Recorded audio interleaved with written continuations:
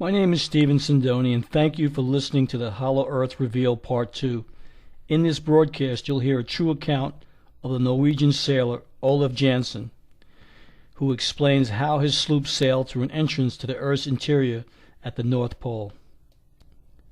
For 2 years, Jansen lived with the inhabitants of an underground network of colonies who, Emerson writes, were a full 12 feet tall and whose world was lit by a smoky central sun. Their capital city was said to be the original Garden of Eden. While Emerson does not use the name Agartha, later works such as Agartha, Secrets of the Subterranean Cities, have identified the civilization Jansen encountered with Agartha. Olaf Jansen and his father were Norwegian fishermen in the 1800s who, according to their religious mythologies of Odin and Thor, believed in a land beyond the north wind that is populated by a race of giants and is evergreen and lush. On one of their journeyings to Franz Josef Land to gather some ivory, they decided, under the favorable weather conditions, to journey to this unseen land of their forefathers and view it once and for all with their own eyes. The Smoky God catalogues their journey to this hidden land and their dealings with the giant race that inhabits it. It describes the language, culture, and lifestyles of these beings that exist in the marvelous land of perpetual sunlight. Read the Smoky God yourself and discover what remains to this day a great unseen mystery. I will now read excerpts of the Smoky God written by Willis George Emerson. It is as notable as any early story about an underground civilization you'll ever hear. My name is Olaf Jansen. I am a Norwegian, although I was born in the little seafaring Russian town of Uleborg on the eastern coast of the Gulf of Bothnia, the northern arm of the Baltic Sea. My parents were on a fishing cruise in the Gulf of Bothnia and put into this Russian town of Uleborg at the time of my birth, being the 27th day of October of 1811. My father, Jens Jansen, was born in Rodvik on the Scandinavian coast near the Lofoten Islands, but after marrying made his home at Stockholm because my mother's people resided in that city. When 7 years old, I began going with my father on his fishing trips along the Scandinavian coast. Early in life, I displayed an aptitude for books, and at the age of 9 years old was placed in a private school in Stockholm, remaining there until I was 14. After this, I made regular trips with my father on all fishing voyages. My father was a man nearly 6'3" in height and weighed over 15 stone, a typical Norseman of the most rugged sort and capable of more endurance than any other man I have ever known. He possessed the gentleness of a woman in tender little ways, yet his determination and willpower were beyond description. His will admitted of no defeat. I was in my 19th year when we started on what proved to be our last trip as fishermen, and which resulted in a strange story that shall be given to the world, but not until I have finished my earthly pilgrimage. I dare not allow the facts as I know them to be published while I am living for fear of further humiliation, confinement, and suffering. First of all, I was put in irons by the captain of the whaling vessel that rescued me, for no other reason than that I told the truth about the marvelous discoveries made by my father and myself. But this was far from being the end of my tortures. After 4 years and 8 months' absence, I reached Stockholm, only to find my mother had died the previous year and the property left by my parents in the possession of my mother's people, but it was at once made over to me. All might have been well had I erased from my memory the story of our adventure and of my father's terrible death. Finally, one day I told the story in detail to my uncle Gustav Osterland, a man of considerable property, and urged him to fit out an expedition for me to make another voyage to the strange land.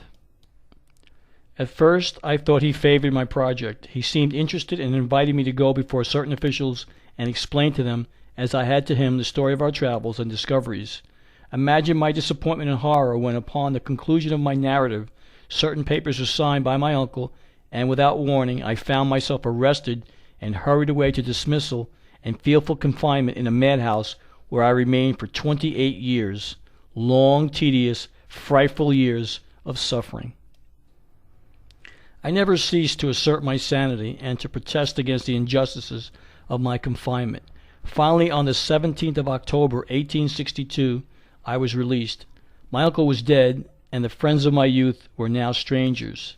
Indeed, a man of over 50 years old, whose only known record is that of a madman, has no friends.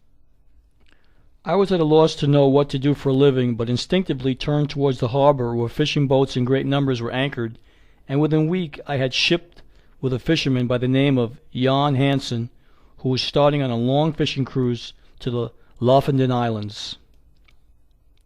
Here my earlier years of training proved of the very greatest advantage, especially in enabling me to make myself useful. That was but the beginning of other trips, and by frugal economy I was, in a few years, able to own a fishing brig of my own.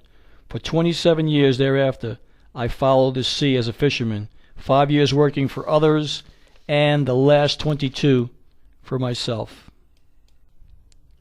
During all these years I was a most diligent student of books, as well as a hard worker at my business, but I took great care not to mention to anyone the story concerning the discoveries made by my father and myself. Even at this late day I would be fearful of having anyone see or know the things I am writing, and the records and maps I have in my keeping. When my days on earth are finished, I shall leave maps and records that will enlighten and, I hope, benefit mankind.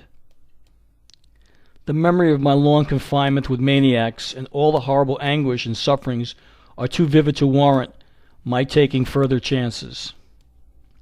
In 1889 I sold out my fishing boats and found I had accumulated a fortune quite sufficient to keep me the remainder of my life. I then came to America.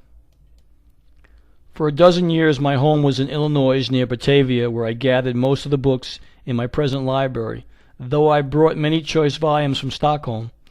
Later I came to Los Angeles, arriving here March 4th, 1901, the date I will remember as it was President McKinley's second inauguration day. I bought this humble home and determined, here in the privacy of my own abode, sheltered by my own vine and fig tree, and with my books about me, to make maps and drawings of the new lands we had discovered, and also to write the story in detail from the time my father and I left Stockholm until the tragic event that parted us in the Antarctic Ocean. I will remember that we left Stockholm in our fishing sloop on the 3rd day of April 1829 and sailed to the southward, leaving Gotland Island to the left and Åland Island to the right. A few days later we succeeded in doubling Sandemar Point, and we made our way through the sound which separates Denmark from the Scandinavian coast. In due time we put in at the town of Kristiansand, where we rested 2 days, and then started around the Scandinavian coast to the westward, bound for the Lofoten Islands. My father was in high spirits because of the excellent and gratifying returns he had received from our last catch by marketing at Stockholm instead of selling at one of the seafaring towns along the Scandinavian coast. He was especially pleased with the sale of some ivory tusks that he had found on the west coast of Franz Josef Land during one of his northern cruises the previous year, and he expressed the hopes that this time we might again be fortunate enough to load our little fishing sloop with ivory instead of cod, herring, mackerel, and salmon. We put in Hammerfest, latitude 71 degrees and 40 minutes, for a few days' rest. Here we remained 1 week, laying in an extra supply of provisions and several casks of drinking water, and then sailed towards Spitzbergen. For the first few days we had an open sea and a favoring wind, and then we encountered much ice and many icebergs. A vessel larger than our own fishing sloop could not possibly have threaded its way along the labyrinth of icebergs or squeezed through barely open channels. These monster bergs presented an endless succession of crystal palaces, of massive cathedrals and fantastic mountain ranges, grim and sentinel-like, immovable as some towering cliff of solid rock, standing silent as a sphinx, resisting the restless waves of a fretful sea. After many narrow escapes, we arrived at Spitzenberg on the 23rd of June and anchored at Wijade Bay for a short time, where we were quite successful in our catches. We then lifted anchor and sailed through the Henlopen Strait and coasted along the northeast land.